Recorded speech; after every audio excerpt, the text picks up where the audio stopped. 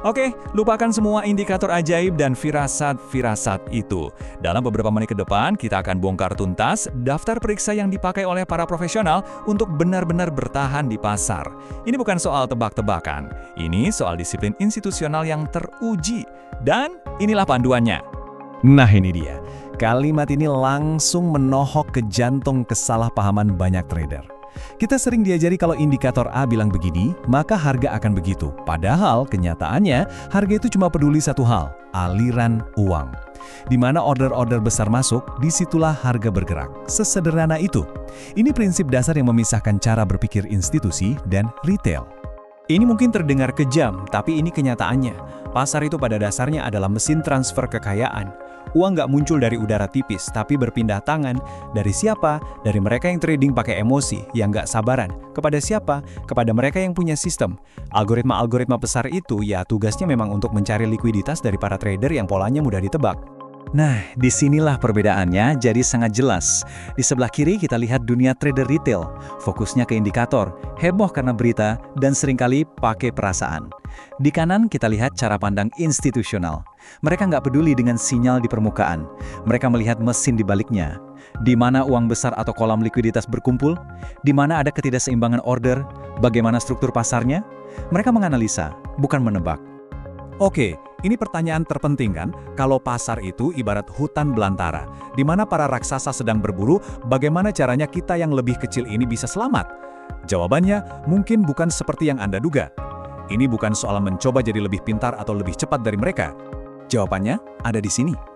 Kita berhenti berjudi, dan kita mulai merekayasa. Maksudnya apa? Maksudnya, kita menggunakan pendekatan yang sistematis, matematis, dan sama sekali tanpa emosi terhadap satu hal yang paling bisa kita kontrol, resiko. Anggap saja ini sebagai perisai utama kita di medan perang ini. Rekayasa risiko ini berdiri di atas 3 aturan utama, 3 pilar yang nggak bisa ditawar sama sekali. Anggap saja ini daftar periksa wajib Anda sebelum masuk ke pasar. Yuk, kita bedah satu persatu. Aturan pertama, dan jujur, ini yang paling fundamental.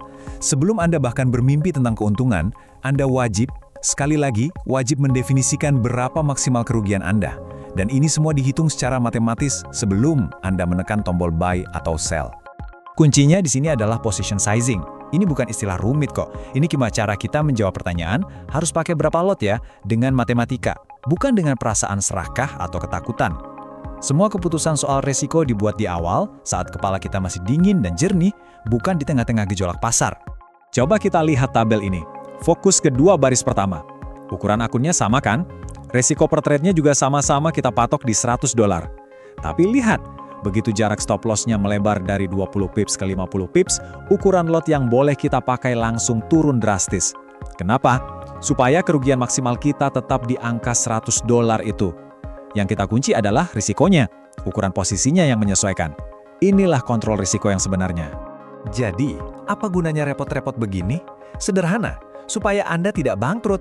Dengan aturan ini tidak ada satupun trade, tidak ada satupun pergerakan harga aneh yang sering disebut liquidity sweep itu, yang bisa menghancurkan akun Anda dalam sekejap.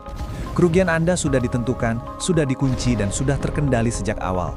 Anda dijamin bisa trading lagi besok. Oke, resiko kita sudah aman. Sekarang, kita perlu pastikan trade yang kita ambil itu memang layak untuk diperjuangkan.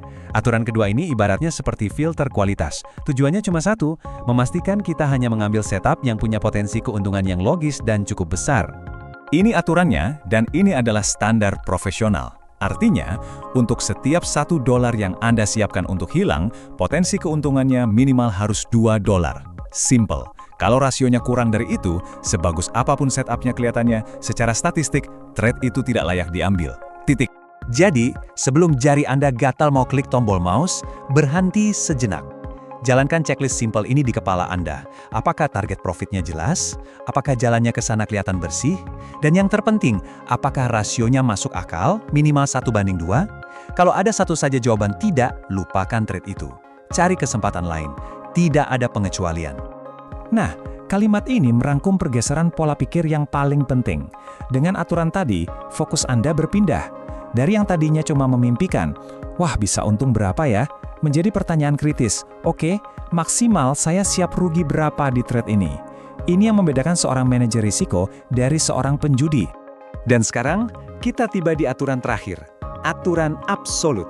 Anggap saja ini rem darurat atau tombol pemutus sirkuit utama yang dirancang untuk satu tujuan, menyelamatkan modal dan pada akhirnya karir trading Anda. Tolong, ingat angka ini baik-baik. Minus 10%. Inilah batas kerugian maksimum dari modal awal Anda. Ini bukan saran ya, ini adalah aturan besi, garis di atas pasir yang tidak boleh Anda lewati apapun alasannya. Saat akun Anda menyentuh titik ini, semuanya berhenti.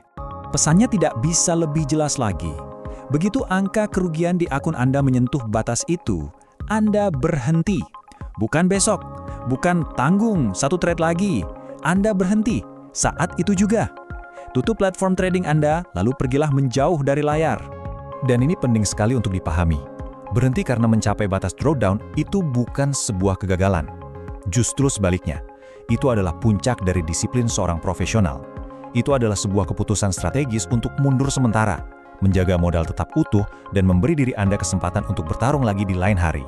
Oke, sekarang mari kita satukan semuanya.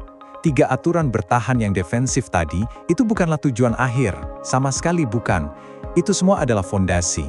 Sebuah fondasi yang kokoh yang memungkinkan Anda untuk akhirnya beralih dari mode bertahan ke mode menyerang dan bertumbuh. Inilah rahasia yang seringkali terlewatkan. Keuntungan yang konsisten dan bisa diskalakan itu bukan datang dari 1-2 trade jackpot yang beresiko tinggi. Sama sekali bukan.